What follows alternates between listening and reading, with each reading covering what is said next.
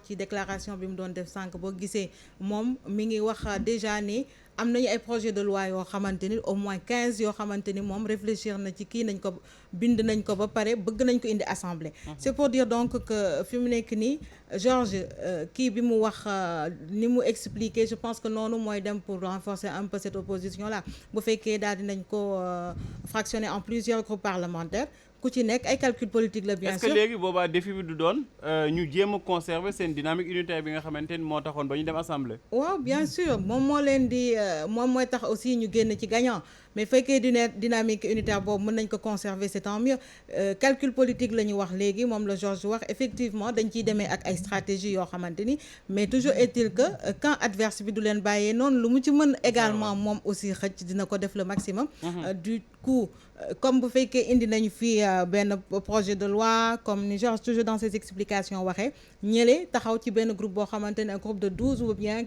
contre 8 filles donc loolu du arrangé ñii te su boobaa aussi lii nga xamante ni mooy projet de loi yi ñuy wax toujours que président moom lay bëgg di jàllale su boobaa y aura problème kon dañuy wax ni opposition bi finalement moom mooy moom moo nekk majoritaire au niveau de l'Assemblée bien vrai que Benno am na 83 kon su boobaa nag ñii la ñuy wax ni au finish ñoom ñoo amee majorité bi su boobaa xam nga man damay rassurer maam Birame rek par rapport à quelque chose Georges ci 30 secondes waaw léegi xam nga yow bu ñu la élire député session bu buy commencer rek question buy ubbi xam nga am na banque bu nekk fii sa place bi da lay daal di proposer 15 millions de prêt 15 c'est-à-dire booy ñëwee rek toog si chaise bi ah bon boo demee si banque boobu du ma ko citer gis nga comme ni nga bëgg def prêt pour équipement comme ni ngay dem Walfadjri fii Cheikh Niass bindal lettre de garantie Assemblée nationale moo lay bindal lettre de garantie ñu dem banque bi jox la 15 millions yow cash nga dugal sa poche pour nga toppatoo sa bopp waaw léegi chaque mois nag ñu la koy dagg sa salaire mais malheureusement il se trouve que xaw ma nag ndax banque boobu dina ko nangu mais noonu la daan demee 15 millions yi moom dañ la koy jox premier jour bi kay dañ lay jox 15 millions si c'est un ministre wala un directeur c'est l'état qui décaisse l'argent maintenant bu fekkee ne moo koy jox bu fekkee ne par exemple parce que ça peut arriver rappelle-toi qu'en 98 Assemblée nationale bi fa nekkoon temps bi Abdoulaye ñëwee daf ko tas c'était Assemblée nationale boobu 2000 en lañ ko tas donc amoon na donc député yooyu prêt yi ñu jëloon finalement assemblée moo leen remboursé parce que député yi demuñu ba remboursé bu jusqu'à la fin alors il se trouve maintenant aussi assemblée bi lu si mënta demee 2024 nañ ko tas parce que président bu fi nekk bu dee kenn amul président bu fi mënta ñëw di ko bàyyi assemblée bi da ngay soxla majorité bu confortable waaw donc déjà ça veut dire ils auront juste à peu près 2 ans ils auront fait au maximum 2 ans donc seen 15 millions yooyu 2 ans lañ si remboursé est-ce que banque boobu dina nangu abal leen 15 millions bi yoon est-ce que du wala est-ce réfléchir que avant leen ne saa yi suma gars yi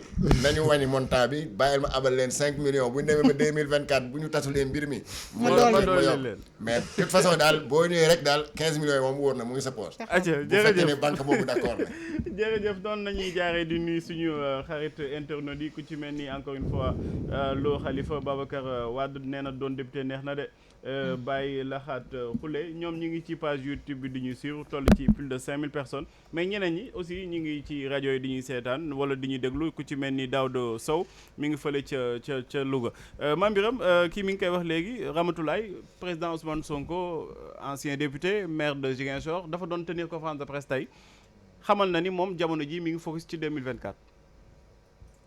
waaw tout à fait déclaré na candidature am mais man dama def tuuti parallélisme bi ak sa déclaration de candidature ak bu Karim Wade ba ama Karim Wade élection ba 2019 la woon mooy bii passé te ñu ngi ko def candidat en 2013 bu ma juumul sax defe naa le 23 juin la ñu ko def candidat le 25 juin maanaam gannaaw su bëgg 2 jours après CREI yi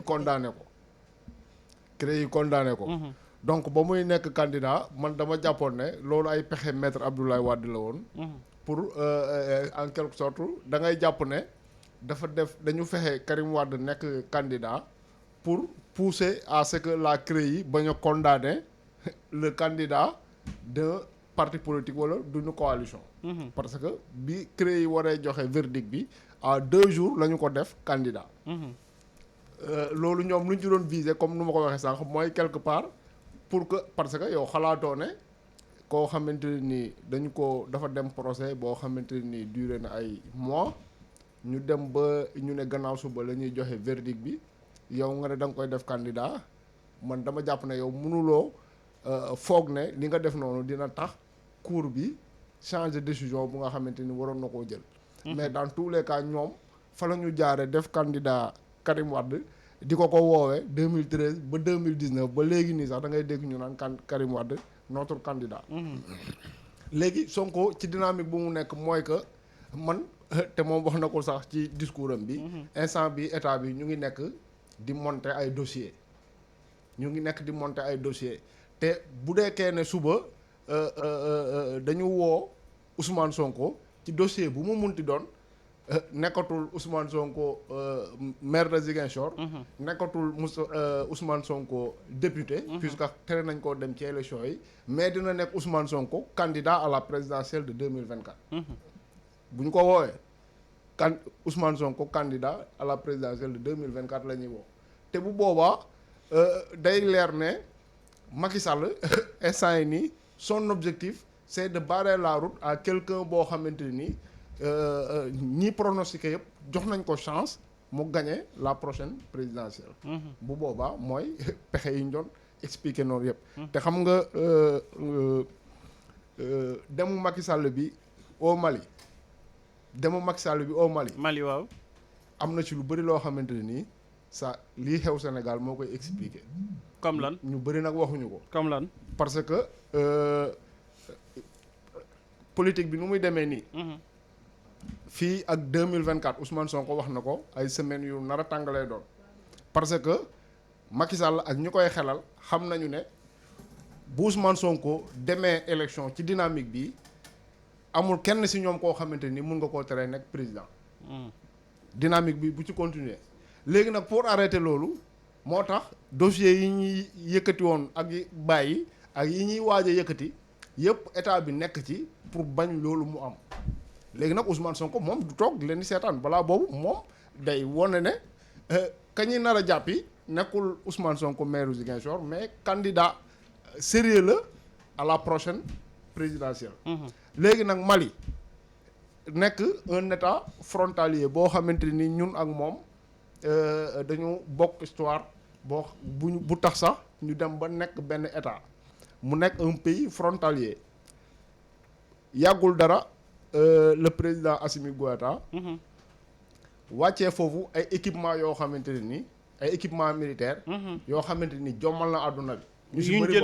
yu mu jëlee Russie ay avion de chasse ay hélicoptère de guerre ak yeneen i armement yoo xamante ni ñoom tudduñu ko sax notamment ay matériel de surveillance espace aérien bi parce que loolu bokk na ci li gën a ëpp solo France dañ daan ñëw dugg biir Mali ba génnaat te kenn du ko yëg léegi ce n'est plus possible parce que Maliens yi am nañ dispositif boo xamante ni képp ku violer leur espace aérien ak lu mu ngand dinañ ko xam. ñu ngi plaindre sax ci loolu fan yii passé. très bien léegi nag Macky Sall lu mu bëgg a def fii ci dëkk bi. ci diggante fi ñu toll nii. ak 2024.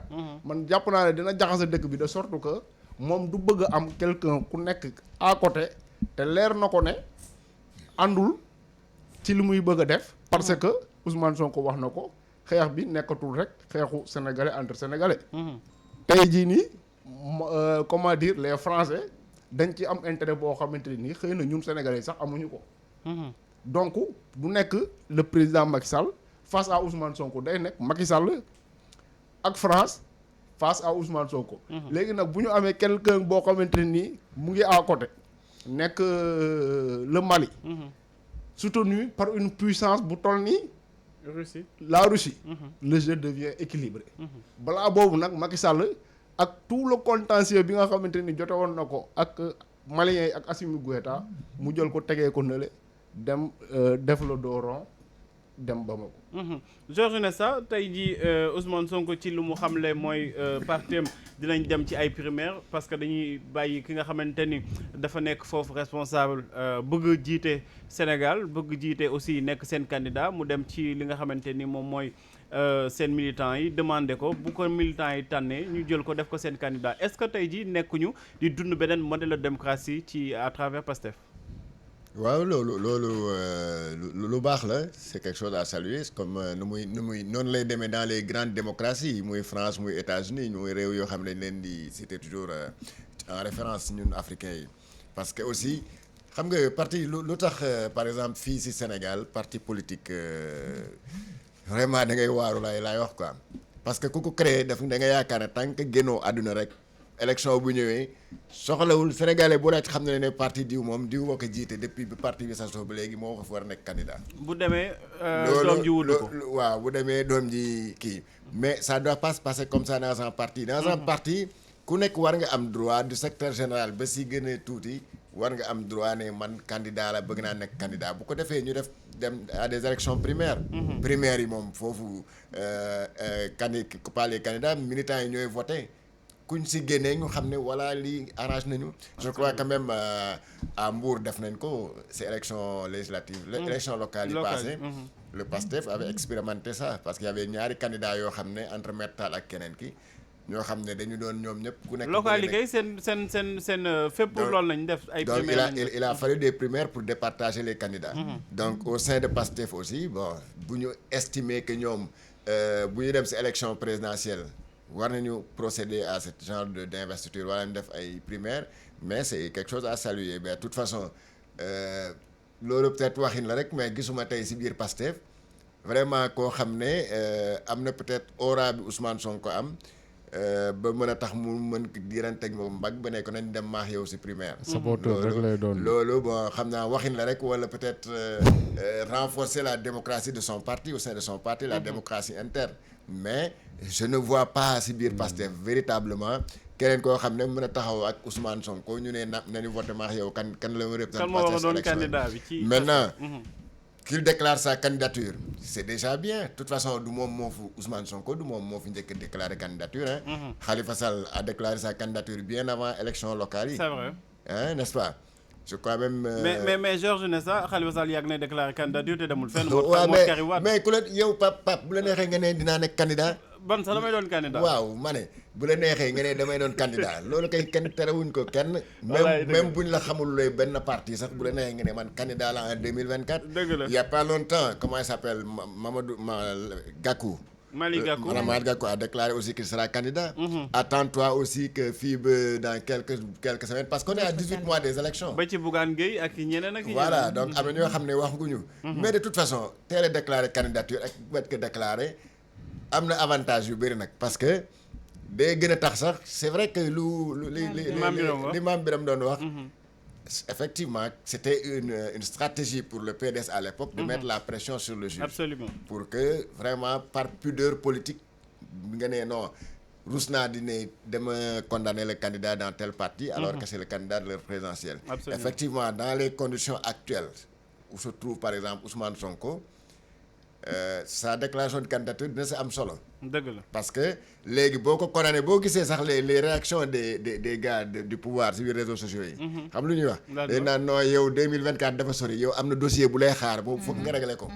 mooy sa dossier Adji Sarr boobu moo taxaw mais 2024 dafa sori. dossier Adji Sarr mi ngi existé ba tey. mais en tout cas pour le pouvoir ça existe toujours. donc sans compter maintenant yeneen dossier parce que dégg naa kii là comment ça s'appelle. Clédor naan Ousmane Sonko am na lu ñu koy fexeel temps yi.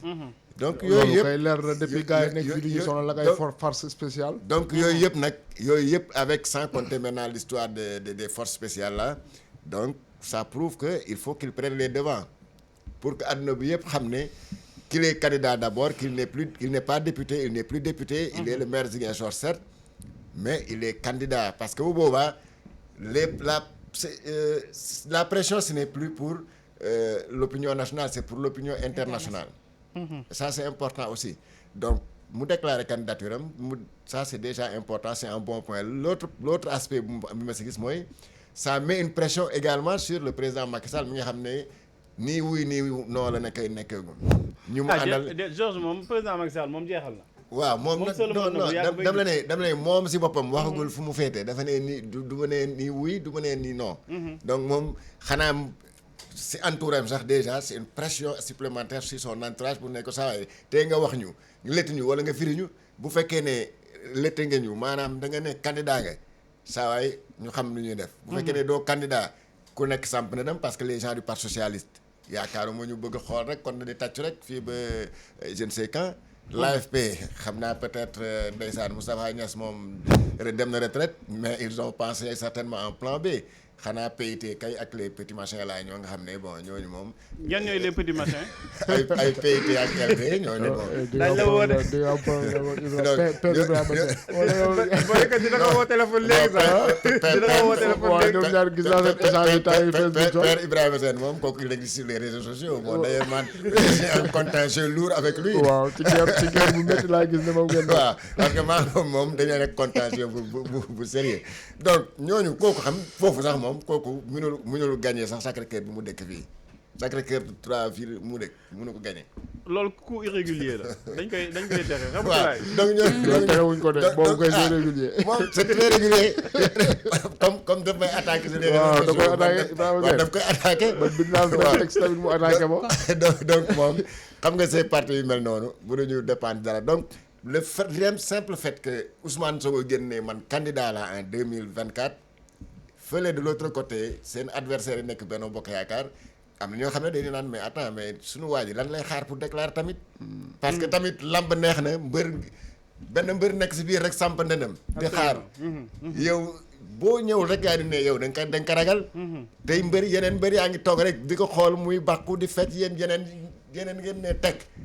alors finalement dañ ne yéen soit da ngeen di seen sëriñ bi moo baaxul wala yow woole woo sa doole donc fu mu nekk nii Macky Sall moom la gars yi di xaar nag te loolu pression déclaration Ousmane Sonko bi dina am conséquence sur son moral.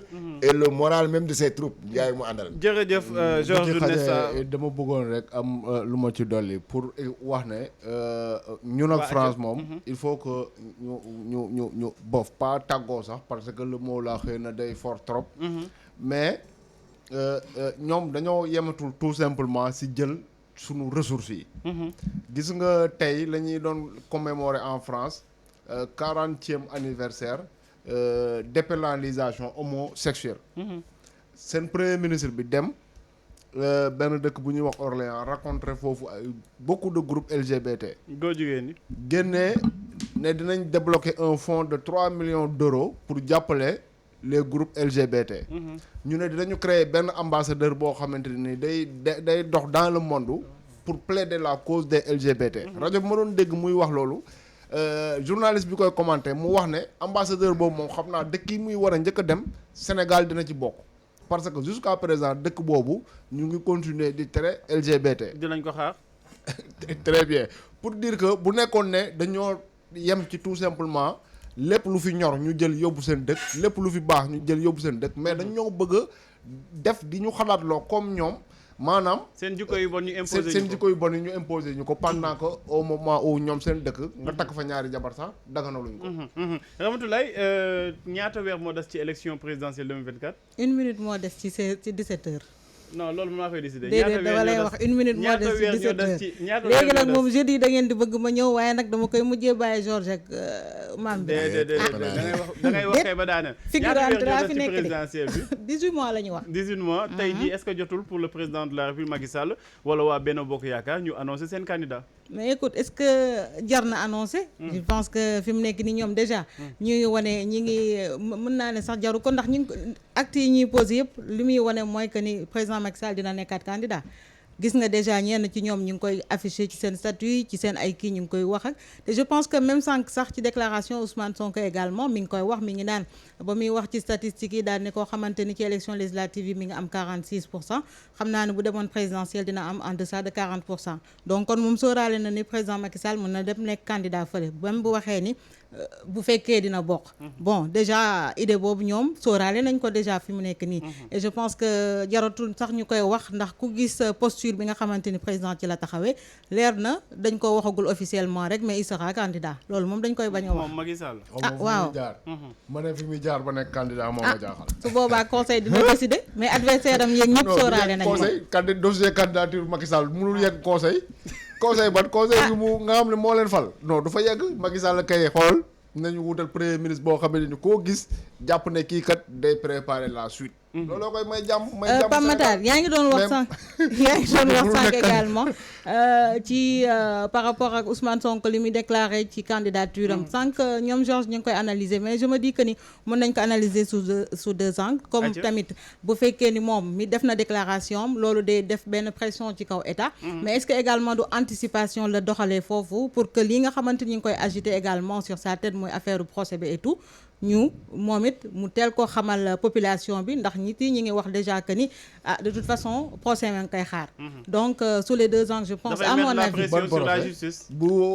dafay mettre la pression sur la justice sur la justice et même ci gars yi autorité yi procès Adji Sarr xanaa moom dañ ko porter plainte waaye dé mais y a une justice qui doit trancher non wax nga li nga bëggoon wax yëpp déedéet parewu ma man yeggali déedéet heure bi jot na